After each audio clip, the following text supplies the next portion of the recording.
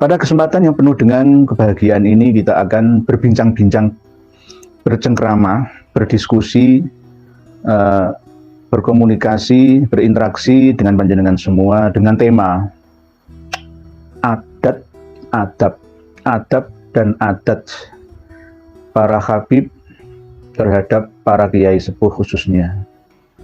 Di thumbnail yang kita umumkan sejak 3 jam yang lalu itu ada gambar foto dari video itu sebenarnya.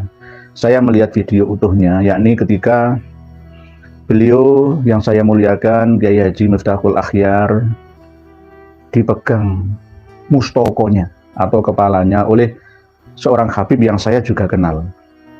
Namanya Habib Hasan bin Ismail Al-Muqdor, ya, yang terkenal dengan Jawa Bintu Tarim dan Indonesia adalah milik Tarim. Apakah ini akhlak yang terpuji? Apakah ini akhlak yang jauh dari akhlak Nabi? Atau justru akhlak yang sangat disenangi oleh kalangan mereka sendiri atau bagaimana? Nah, ini kita akan berbincang-bincang bersama. Memegang kepala orang yang lebih tua dari kita itu hukumnya sesuai dengan adat istiadat yang ada adalah perbuatan yang tercela, perbuatan yang nggak duwe sopan santun, toto kromo, anggah ungguh, tepo seliro. Ini menurut pandangan adat istiadat. Mayoritas manusia di Indonesia jika dipegang kepalanya oleh orang yang lebih muda di bawahnya, maka dia akan tersinggung. Secara normal ya, secara normal. Beda dengan tradisi di Eropa. Ada sebagian orang di Eropa yang jika dipegang kepalanya oleh orang yang lebih muda itu biasa-biasa saja. Tetapi tidak semua, hanya sedikit saja. Bahkan jika di Asia ya, bahkan di Afrika juga, di Amerika juga, itu perbuatan yang tercela. Orang duwe duga, bahasa Jawanya seperti itu. Padahal Islam itu adalah agama yang mengedepankan akhlak. Agama yang sempurna ini selalu mengedepankan budi pekerti. Karena Rasulullah SAW seperti riwayat hadis dari Imam Al-Baihaqi, innama bu'itsu liutammima makarimal akhlak. Rasulullah dawuh bahwa sesungguhnya aku ini diutus hanyalah untuk menyempurnakan, mengarahkan perilaku manusia agar bermutu tinggi, agar baik dengan sesamanya, dan juga berhubungan baik dengan sang kholiknya. Tidak hanya dengan sesamanya sang kholiknya, tetapi juga berbuat baik dengan alam di sekitarnya. Dan bahkan hewan-hewan yang melata ada di muka bumi, semua terayomi akibat dari perilakunya. Itu namanya akhlakul karimah. Innama bu'itsu liutammima makarimal akhlak. Agama Islam itu seperti itu. Dulu pada zaman Rasulullah SAW di pojok pasar kota Madinah itu ada seorang Yahudi yang buta yang selalu disuapi oleh Rasulullah. Setiap pagi disuapi, disiapkan makanan, didulang. Lalu setelah Rasulullah wafat, tradisi itu diteruskan oleh sahabat Abu Bakar. Tapi ketika disuapi oleh sahabat Abu Bakar, seorang buta pengemis yang ada di kota Madinah, di pojok pasar ya, itu berkata kepada sahabat Abu Bakar, "Kamu itu siapa? Kok nyuap-nyuapi aku? Saya ini yang biasa nyuapimu, Mbah." Bahasanya begitu. Adalah agamanya Yahudi. Bukan kamu. Biasanya kalau nyuapi aku itu dilembutkan dulu makanannya, lalu disuapkan ke mulut saya, dan saya megangnya tidak terlalu berat. Dan saya ngunyahnya juga tidak terlalu lama. Oh, sahabat Abu Bakar As-Siddiq menangis. Berarti apa yang saya lakukan ini tidak lebih mulia daripada seorang yang paling mulia di muka bumi ini, yaitu Rasulullah SAW. Setelah Rasulullah wafat, baru tahu sahabat Abu Bakar As-Siddiq. Langsung diceritakan kepada pengemis buta yang beragama Yahudi itu tadi, Ini loh Mbah, dulu itu yang nyuapi sudah meninggal dunia. Itulah Rasulullah Shallallahu Alaihi Wasallam, Nabi Muhammad. Saya sebagai sahabatnya disuruh untuk meneruskannya. Akhirnya nangislah keduanya. Begitu mulianya akhlak Rasulullah Shallallahu Alaihi Wasallam. Tidak peduli agamanya. Tidak peduli agamanya. Kalau ada orang terkena musibah kecelakaan, misalkan kayak tadi pagi kan ada kecelakaan tabrakan kereta api Turangga ya dengan kereta api Bandung ya lokal, itu apakah kita tanya dulu sebelum menolong yang tertimpa celaka? Kan nggak perlu. Ada tsunami, ada kebakaran, ada gempa bumi. Masa kita harus membedakan? Yang saya tolong hanya yang Islam saja? Kan enggak. Itu bukan tuntunan Rasulullah. Masalah sosial kemasyarakatan itu dengan semua umat manusia, tidak peduli apapun agamanya. Inilah yang kenapa kok saya pernah menyampaikan bahwa surga itu milik semua umat beragama. Mereknya apa, suku bangsanya apa, tak ada bedanya. Karena semuanya berhak untuk merasakan kebahagiaan. Namun fasilitasnya saja yang berbeda. Isi surganya saja yang berbeda. Kebahagiaannya saja yang berbeda-beda pula, sesuai dengan imajinasi yang digambarkan oleh kitab sucinya masing-masing. Kembali kepada bahasan tentang memegang kepala orang yang lebih tua. Kalau di tradisi suku Dayak, Pulau Borneo atau Baruna atau Warunadipa atau Kalimantan, memegang kepala orang yang lebih tua itu penghinaan.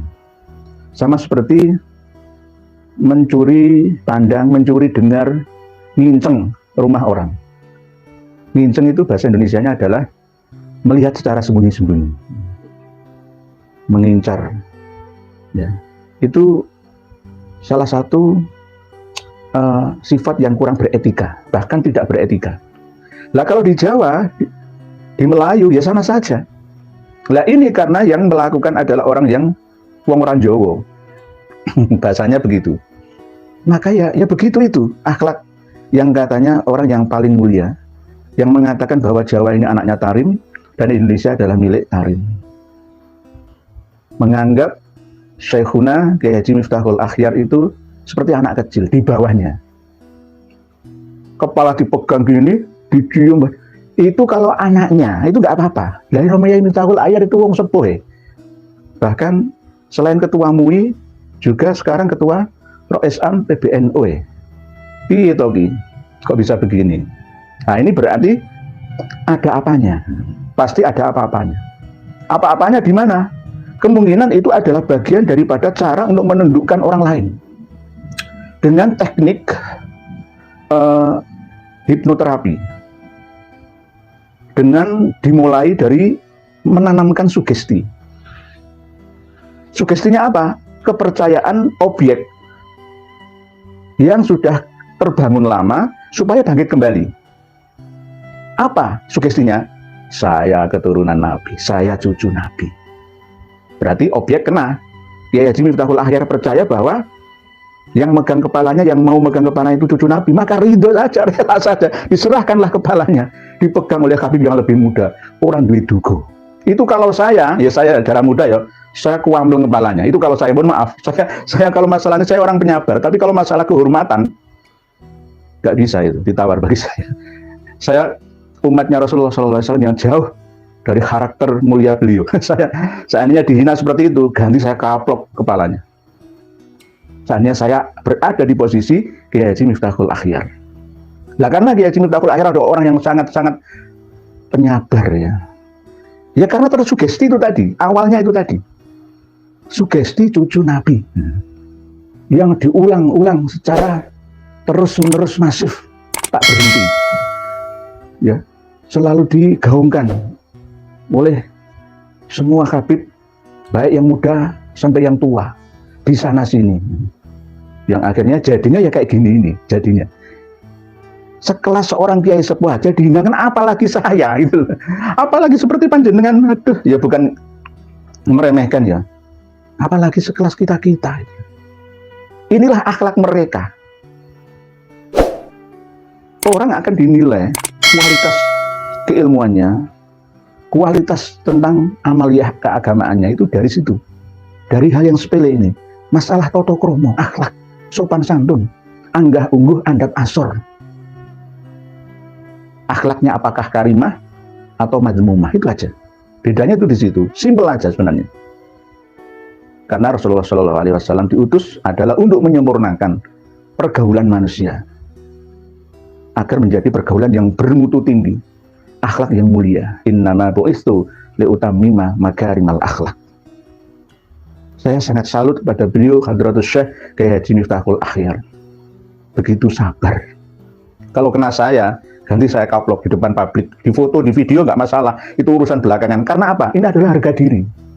Kalau yang dipegang itu bukan kepala mustoko, mahkota saya, nggak masalah. Kalau dipegang itu kepala, dicucuk. Yang akhirnya apa? Berubahlah isi kepalanya. Akhirnya yang mendukung Pak Alawi. Ya mohon maaf, ini bukan karena reka-reka saya, semoga saya salah, ya, semoga saya salah. Ya karena setelah digambui, digauli, didekati oleh habaib itu langsung berubah pikirannya beliau. Tidak hanya beliau, sekelas beliau aja bisa dipropagandai seperti ini, apalagi yang lainnya. Berbahaya, sangat-sangat berbahaya. Jantung utama ke-NU-an sudah dipegang oleh mereka. Tinggal kultural NU yang harus bangkit meluruskannya. Karena struktural NU masih bertahan dengan teks, ya, tekstual ADART organisasinya. Kalau kita kan bebas. Seperti Kiai Haji Madudin Usman itu ya nggak bebas, karena beliau berada di LBM NU Provinsi Banten. Kalau kita kan bebas. Oleh sebab itu, ini saya sampaikan. Perbandingannya adalah ketika Habib Bahar mau diperiksa oleh dokter forensik waktu berada di ruang pengadilan, menolak untuk dipegang kepalanya. Jangan lihat sendiri videonya. Ini kehormatan. Habib dipegang oleh dokter forensik untuk pembuktian, nggak mau. Nah ini ada kiai sepuh NU yang dipegang kepalanya oleh Habib muda, mau. Nah, coba dipikir-pikir, dipikir-pikir, diwolak-walik, walik-wolak, coba mana yang salah itu loh. Pasti ada yang salah. Pasti ada yang salah. Oleh sebab itu, saya akan terus menyuarakan untuk mencerdaskan umat dan masyarakat bangsa saya ini. Jangan semakin lama semakin bodoh, karena dibodohkan secara masif. Jangan semakin lama miskin, karena dimiskinkan oleh penjajah yang menguasai ekonomi, simbol-simbol ekonomi kita. Kita ini ibarat lautan itu buihnya. Ya, lautan yang luas, kita ini buihnya saja. Tidak mempunyai prinsip yang kuat. Sehingga mudah untuk dibawa oleh arus ke sana kemari, kemana saja. Tergantung kepentingan. Di Pilpres yang akan datang, jangan mudah dibodohi atau diadu domba oleh siapapun. Oleh loyalis partai atau pendukung capres-capres manapun. Jadilah manusia yang merdeka di bumi kita Indonesia ini. Bukan melawan, enggak, tapi bisa menentukan pilihan mana yang lebih tepat. Panjenengan yang lebih tahu sendiri siapa mereka. Dari sisi ekonomi kita ini dilemahkan, dimiskinkan. Dari segi ekonomi jelas kita kalah, karena mayoritas kalah dengan minoritas. Dari segi spiritual keagamaan kita juga dibodohkan, dilemahkan, diadu domba, disugesti, lalu dibodohi. Ini yang terjadi. Dan selama ini tidak ada kiai ustadz, mubalik khotib yang berani untuk meluruskan semua ini. Oleh sebab itu saya memberanikan diri dalam rangka panggilan hati untuk bangsa dan negara ini. Tanpa ada imbalan apapun, saya ikhlas lillahi. Ini yang menjadi moto semboyan kami.